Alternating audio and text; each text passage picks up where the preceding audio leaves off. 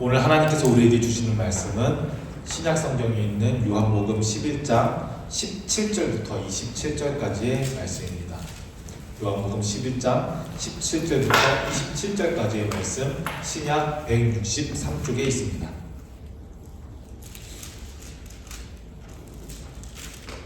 요한복음 11장 17절부터 27절까지의 말씀을 우리가 교독하겠습니다. 제가 먼저 읽겠습니다. 예수께서 와서 보시니 나사로가 무덤에 있은지 이미 나흘이라. 베다니는 예루살렘에서 가깝기가 한 5리쯤 되네. 많은 유대인이 마르다와 마리아에게 그 오라비의 일로 위문하러 왔더니 마르다는 예수께서 오신다는 말을 듣고 곧 나가 맞이하되 마리아는 집에 앉았더라. 마르다가 예수께 일자오되 주께서 여기 계셨더라면 내 오라버니가 죽지 아니하였겠나이다. 그러나 나는 이제라도 주께서 무엇이든지 하나님께 구하시는 것을 하나님이 주실 줄을 아나이다. 예수께서 이르시되 내 오라비가 다시 살아나리라. 마르다가 이르되 마지막 날 구할 때에는 다시 살아날 줄을 내가 아나이다. 예수께서 이르시되 나는 부활이요 생명이니 나를 믿는 자는 죽어도 살겠고 우리가 살아서 나를 믿는 자는 영원히 죽지 아니하리니 이것을 네가 믿느냐. 다 함께 읽겠습니다. 이르되 주여 그러하여다. 주는 그리스도시요 세상에 오시는 하나님의 아들이시를 제가 믿나이다. 아멘. 오늘 우리는 요한복음 11장 17절부터 27절까지의 말씀을 보면서 예수님께서 보여주신 가장 큰 기적, 우리가 지금까지 여러 기적들을 보았는데 오늘은 그 기적 이야기의 마지막 시간입니다. 예수님께서 보여주신 가장 큰 기적, 바로 죽은 나사로를 살리신 사건에 대해서 이야기해보려고 합니다.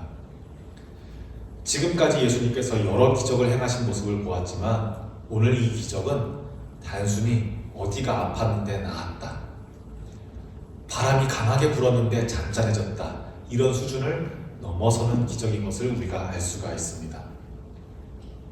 회복 정도가 아니라 부활 그 자체, 영원한 생명에 대한 놀라운 메시지를 오늘 본문 말씀은 가지고 있습니다. 예수님께서는 지금까지 많은 기적을 행하셨죠. 우리가 물리를 걸으시는 모습, 오병이어로 많은 사람들을 먹이셨던 여러 기적 이야기들을 들어왔습니다. 그런데 오늘 이 마지막 기적 중 가장 놀라운 기적, 이 나사로의 사건을 생각하면 우리에게 주시는 메시지가 더욱 깊을 줄로 믿습니다. 예수님은 지금 마르다에게 말씀하고 계십니다. 예수님은 단지 육체적으로 깨어나게 해주신 것이 아니라 우리가 믿는 믿음 안에서 누릴 수 있는 새로운 생명, 즉 부활의 약속을 전해주고 계십니다. 요한복음의 말씀은 그 겉의 이야기만 보면 안 된다고 말씀드렸습니다. 이미 마태, 마가, 누가 이야기가 끝난 이후에 예수님께서 하셨던 이 여러 사건들 안에 도대체 어떤 의미가 들어있나를 요한이 고심하면서 쓴 책이라고 말씀드렸습니다. 그러니 오늘 말씀을 들으시는 여러분, 정말 죽은 사람이 살 수 있어? 이런 것을 궁금해하시기보다는 예수님께서 나는 부활이요, 나는 생명이니, 도대체 부활이란 무엇이고 도대체 생명이란 무엇일까, 그 깊은 의미를 요한복음 안에서 잘 찾아보는 시간이 되기를 바랍니다. 우리가 살아있다고 느낄 때도, 때로는 우리가 마음 한켠에 슬픔과 절망이 자리 잡을 때, 유사 죽음과도 같은 상황 가운데서도 예수님은 우리에게 이렇게 말씀하고 계십니다. 나를 믿으면 죽음 이후에 반드시 새로운 생명이 있다라고 말씀하고 계십니다. 죽더라도 새로운 생명이 있다 말씀하고 계십니다. 영웅 이야기에는, 우리가 영웅 이야기 알죠? 마블 영화 같이 히어로들이 나오는 이런 영화 이야기에는 종교적인 요소가 굉장히 강하게 들어있습니다. 그런데 오늘 예수님께서 보여주신 이 나사로를 다시 살리신 기적은 우리가 흔히 영화 속에서 접하는 불멸의 영웅 이런 것과는 다릅니다. 기독교는 불멸을 이야기하지는 않습니다. 예를 들면 마블 영화에서 나오는 울버린 이런 한 캐릭터는 상처가 나더라도 금방 회복되고 죽더라도 바로 살아나는 그런 능력을 가지고 있거든요. 예수님께서 보여주시는 부활은 나에게 이런 울버린 같은 능력이 있다 이런 걸 보여주시고자 함은 아닙니다. 곧 회복된다, 죽었다 하더라도 금방 재생된다 이런 것을 이야기하고 싶어서 예수님께서 나는 부활이요 라고 말씀하신 것이 아닙니다. 오늘 본문 속 예수님은 단순한 회복을 말씀하시지 않습니다. 예수님은 마르다에게 슬퍼하고 있는 마르다에게 이렇게 말씀하십니다. 나는 부활이요 생명이니. 이 선언은, 마르다에게 하신 이 선언은 예수를 믿으라, 나를 믿으라.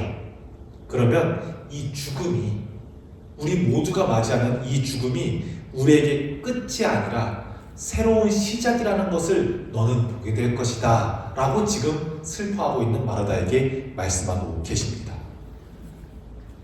제가 최근에 그리스에 다녀왔잖아요. 우리나라는 종교의 자유가 있는 나라입니다. 그래서 최근 인구 조사로는 약 한 20% 정도 내외가 우리 개혁교회, 기독교 인구, 약 20%의 인구가 가톨릭, 구교, 우리 성당이라고 우리가 말하는 가톨릭 인구, 약 20% 정도는 불교 인구인데 이 불교 인구는 정확하지가 않습니다. 왜냐하면 불교라고 대답하는 사람들은 나는 뭐 불교이기도 한데 무교라고 봐도 될 것 같아요 라고 대답한다든지, 저는 무교인데 굳이 종교를 뽑자면 불교라고 말할게요 라고 말하는 사람들이 너무 많아서 정확한 불교 인구는 파악할 수가 없습니다. 그리고 나머지는 원불교 조금, 그리고 소수가 다양한 이단들, 그리고 이제 무교라고 대답하는 인구가 과거에 30%, 35%, 40% 조금씩 증가하는 추세가 지금 우리나라의 종교 인구 추세입니다. 그러니 우리나라는 전 세계적으로 봐도 이렇게 종교 인구가 골고루 분포된 나라는 잘 없습니다. 그런데 제가 다녀온 그리스는 인구의 95%가 동방 정교회, 그리스 정교회 인구입니다. 그리고 한 2%에서 3% 정도가 우리가 종교 개혁된 개혁교회, 저희와 같은 개혁교회 신자입니다. 그러니 인구의 한 98%가 기독교인인 거예요. 한 나머지 2%는 터키에서 넘어온 무슬림들이 조금 있습니다. 이 그리스 사람들의 사고방식은 완전히 기독교로 뒤덮여져 있습니다. 그래서 문화와 종교가 구분되지가 잘 않습니다. 어디까지가 종교고 어디까지가 문화인지 구분이 안 돼요. 우리나라는 오랫동안 유교 역사를 가지고 있기 때문에 기독교인들도 새해 복 많이 받으세요 하고 어른들에게 절하면서 이것이 종교는 아니라는 걸 알고 있어요. 이건 우리 오랜 유교 전통 문화에서 온 문화지, 설날, 추석 쇠는 것, 제사 드리는 것 이런 건 오랜 전통에서 온 문화지 종교는 아니라는 걸 우리가 잘 이해하고 있어요. 무슨 말이냐면 종교와 문화가 분리되어 있다는 거예요.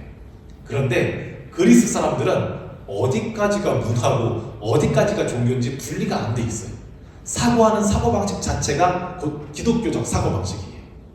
이 그리스 사람들은 죽음을 끝으로 보지 않습니다. 어떻게 여기냐면 죽음을 깊은 잠에 든다고 표현합니다. 그리고 정말로 그렇게 믿습니다.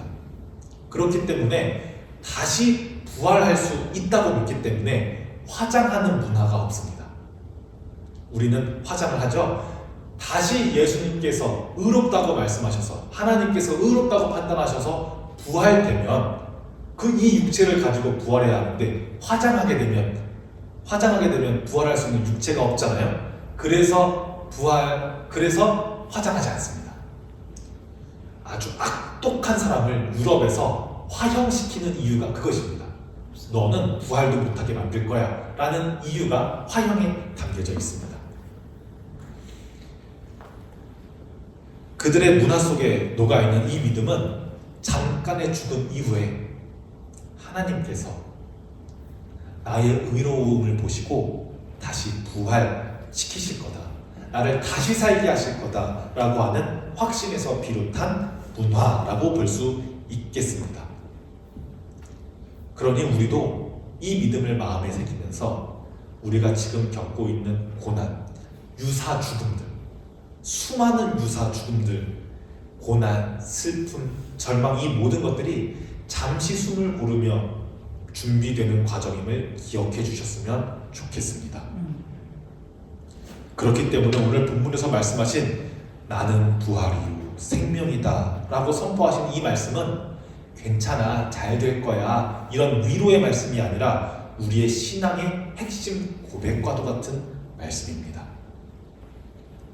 우리가 예수님을 믿고 의롭게 산다면 우리가 육체로 겪는 고난, 설령 죽음까지도 이것은 한순간일 뿐 이후에는 하나님께서 준비하신 영원한 생명을 누리게 된다라고 하는 신앙의 고백인 것입니다.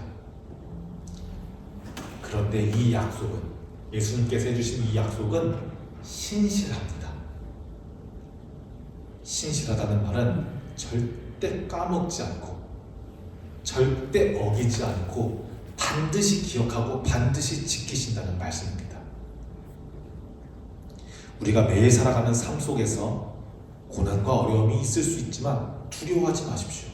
잠시 잠들 수는 있지만 끝나지는 않습니다. 왜냐? 예수님의 부활이 주는 소망이 그 안에 있기 때문입니다. 지금 벌써 사순절의 4번째 주를 지나고 있습니다.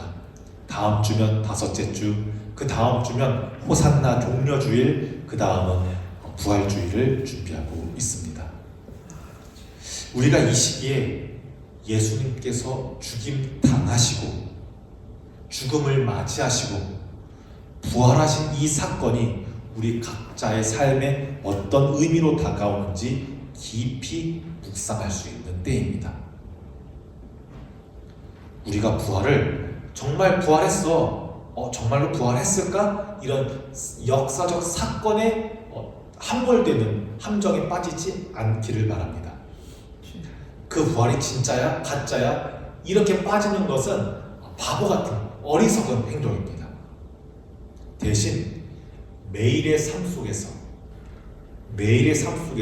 새롭게 깨어나는 부활의 능력을 경험하면서 살아가야 합니다.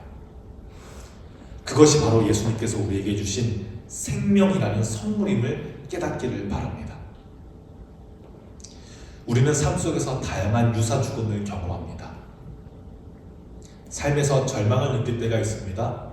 누군가에게는 사랑하는 사람과의 이별이 죽음처럼 아프다라고 표현하는 것을 보신 적이 있을 겁니다.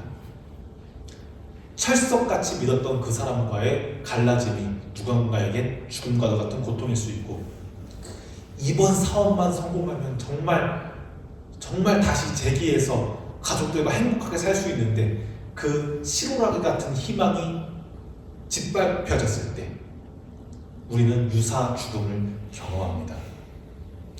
이럴 때 정말 우리는 내 삶은 여기서 끝인가? 라는 생각에 빠질 때가 있습니다. 오늘 예수님의 말씀은 그런 우리에게 아니야, 끝이 아니라 새로운 시작이 있어 라는 소망의 메시지를 전달합니다.